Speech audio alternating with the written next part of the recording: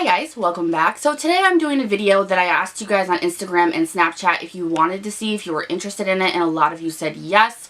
It is all about the products that I was stuck to and absolutely loved while I wasn't filming. You guys may hear my 2-year-old screaming in the back.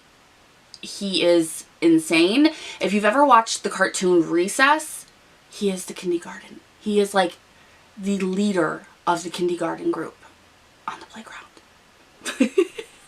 For those of you who have no idea what Recess is, it's a cartoon back from when I was a kid that I think it might be a little bit younger than that actually, but the kindergartners on the Recess playground are like savages, I guess you could say. They're like literally savage. They have like war paint on and they're barely wearing any clothes and everyone's scared of them, and it's just funny. It's really, really funny and very, very accurate.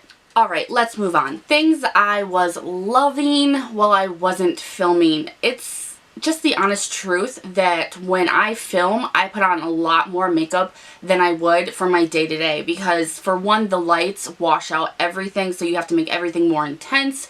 There's so much that goes into it that you end up wearing a lot more makeup than you maybe normally would. I mean, unless I really want to like look my best, and that's really where I'm at when I'm filming. I want to look my best, so I really cake on the makeup. I'm trying things that I normally wouldn't because, you know, companies reach out, things like that. So I wanted to share the stuff that normal Niki, I guess you could say, the stuff where I wasn't like mind, body, and soul makeup. I wanted to share that. I'm talking way too much. Now, like I said in a previous video, I centered morely around skincare. If you guys want to see a separate specific video about my skincare routine, I did share a picture of that on my Instagram as well. I can walk you guys through that if you want to see that, because I know a lot of people are interested, but I am so interested and obsessed with skincare. So this is just merely the makeup. When I wore makeup, what did I use? Now, the whole time that I did my makeup for those 8 months, I really only centered around 3 different palettes for a lot of things, really. For eyeshadow, this was my go-to. If someone were to be like, your house is burning down, and for some crazy reason you think you need any kind of makeup during that moment, and you had to grab one eyeshadow palette, what would you grab for life? It would be this. The NARS Narcissist, let's see what it's called, Loaded Eyeshadow Palette. Now, I've had a few of the NARS eyeshadow palettes, and you really... What the hell is that? I am so sorry. This video is turning into a shit show. I truly believe that NARS eyeshadows, in particular, their formulas, their palettes, they're very expensive and they're very hit and miss. So you can get one that's amazing and then you're like, oh, their eyeshadow formulas are so good, I want to grab more. You know, it's an investment, it's worth the investment. And some of them are, but some of them aren't. And that's very heartbreaking for me. I've had a few of the palettes. This is the only one out of the few palettes that I've had that I can't get over. This is so blendable. It's almost airbrushed on your eyes. It has very neutral, warm tones, but there are some cool tones in there. Some, you know, neutral kind of cool browns. I mean, I love this palette so much. It's so pigmented. Every shade is so good. There's nothing bad I can say. Anything that I need for a full eye look is in here. Even if I want to set my primer on my eyelid, I still have a shade in here to do that.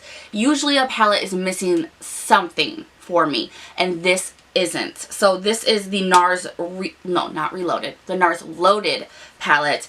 It's beautiful. You can even use the front of it for a mirror. Like, it's fantastic. It is worth the price. And this is what I used to do any look I wanted. And honestly, for a while, I was wearing more just skin tone and just like warming up the, you know, just transition of my eye with this color here. And then I would just go in with a light little brush and put a little bit of shimmer and everything like that on. And I would use this dark brown or the black and use a angled brush and just kind of deepen up like if I was putting liquid eyeliner on with the shadows themselves, because it looked so naturally beautiful. So everything about this palette just calls my name. I think it's great. It's like an everyday go to work, you know, everyday go to college, go to school. It's an everyday palette, and it really was for me when I wore eyeshadow. Then for the face, this is something that is not going to surprise you guys because I was all over this before I even took my break. This is from Smashbox. This is still available. And I don't know how long it will be available. I'm hoping that it's part of their permanent collection because this is so good. And this is really what made me want to start trying more Smashbox products because I was like, wow, this company we all know and heard have used a couple of their products, but they're not very highlighted in the community. This palette is so good. This is their Ablaze face palette. I use everything out of this palette. Everything. I mix these two bronzers because I'm wearing the bronzer today. It's so gorgeous. So gorgeous. I use it for everything, and some days I would literally just use these two shades in my transition, warm up my face a little bit, and that was that. And I would use the blushes. This one comes more of like a light peachy highlighted blush. It's got some shimmer in it. And then you have just like a stark matte kind of burnt orange blush, which is really, really beautiful once you get it, you know, blended out on the cheeks. And then you have your highlights. This is a more, I want to say, like a cheek highlight, like all over cheek highlight if you want that gloss look. And this highlight is insane. I'm wearing it on my inner corner and my brow bone today. You can go too much with this or you can go just enough. And that's the kind of highlighter I like. So this, I'm pretty sure I'm close to hitting pan on this bronzer. And I use this every single time I do my makeup. This is being opened. This is being used. So this was so worth the money. And I cannot tell you guys enough. This is so good. So good. So this last palette was something that I used more towards the last kind of 3 to 4 months since I wasn't filming. But the second that I used this for the first time, I couldn't stop wanting to use it. So I have to mention it. This is from ColourPop. It's the California Love palette. It's so pretty. I really am starting to like ColourPop a lot. I was kind of really mad at them. I go back and forth with ColourPop because I don't really appreciate their shipping, and their customer service can be shoddy, but it can be amazing too. So lately my experiences with them have been very good, but I do morally shop from them on Ulta. I did go on the ColourPop site and kind of just do a little bit of window shopping and ended up with well over $200 in there, and I was like, that'll never happen. But wish lists, we all have them. This is what the palette looks like. Oh, just looking at it. This is a warm tone girl's dream. So pretty. I am warm tone girl, okay? That's me. That's me. I've used this palette a few times and it is completely gorgeous. I mean, I do wish that it had a mirror, but price point, you know? It'd probably cost a lot more if it did have a mirror. I love this so much. And I do have another palette too, the X's and O's, that I like. I've only used it once, so I still want to play around with it to see exactly how I feel. But the California Love palette, if you like warm tones, that is a palette that you do not want to sleep on. Now, I didn't really put on a lot of foundation. Honestly, it was more concealer was my best friend, and then I would use a powder. But when I did, and ever since then, I really haven't changed this either. I've been using the Maybelline Matte and Poreless. This is more for people with oily skin, but if you don't have oily skin, that's okay because this isn't too drying. But they do have other versions for people who have dry skin. I believe the writing is red. It'll tell you. I have 112 and 115, depending on, you know, my skin color changes, summer, winter, but this is the only foundation that I do that with, that I have different shades in, because I love it that much. If I don't want to test the waters and I need a foundation that's going to be tried and true and it's going to work and I know it's going to look good, I go to this. And this is honestly the only foundation that gives me the coverage I want, the wear that I want, and sets down by itself and isn't sticky. I really, really like this, and the price point, of course, is amazing, but more so, I would use, like I said, concealer with a powder, and that powder was from CoverGirl. Oh, this is something else. The CoverGirl Vitalist Healthy Powder. This almost has pan. You probably won't be able to tell, but I've almost hit pan on this. It is so good, and it's so pigmented. I mean, look at that. I mean, this will give you color. So if you wear a foundation and then try to set it with this, this is not what you want to use it for. If you just want to use concealer and then have just perfect things a little bit, even things out a little bit more on your face, you use this, it works so good. So good, and it makes you look soft, and it makes your face feel like porcelain, like a porcelain doll, so smooth. And I love this so much, but you do need to use it in, like, not with foundation. You need to use it separate. CoverGirl can be hit and miss just like the rest of them, but this powder is something else, and I don't hear anyone talking about it, and I'm like, why? This is such a hidden gem. If you are just, you know, you don't wear a lot of makeup, but you want your base to look great, you want to be able to just fling it on and not really worry about how it's looking, but just know that it's going to last for you, this is it. You will love it. With concealer, my lifeline has been with NARS. Really, it's been with NARS, both of these. This is the creamy concealer, which sometimes works for people, sometimes doesn't. You know, some people hate it, some people love it. I go back and forth, and I was stuck to this. Stuck to it. But I would wear this one underneath these ones for my eyes. I'd use the liquid ones more in the middle T-zone, and I would put this under my eyes. I don't hear a lot of people talking about this potted concealer from NARS, and I'm not sure why, because it is truly amazing. This is called their Soft Matte Complete Concealer. It's good for spot concealing. It's great for the under eyes. It doesn't crease. It's amazing. Now, I also got the Benefits Industrial Concealer in the little pot because I had seen reviews saying that it was like the best, most hardcore concealer for your under eyes that you can get. This is so much better, so much more coverage, lasts longer, doesn't crease.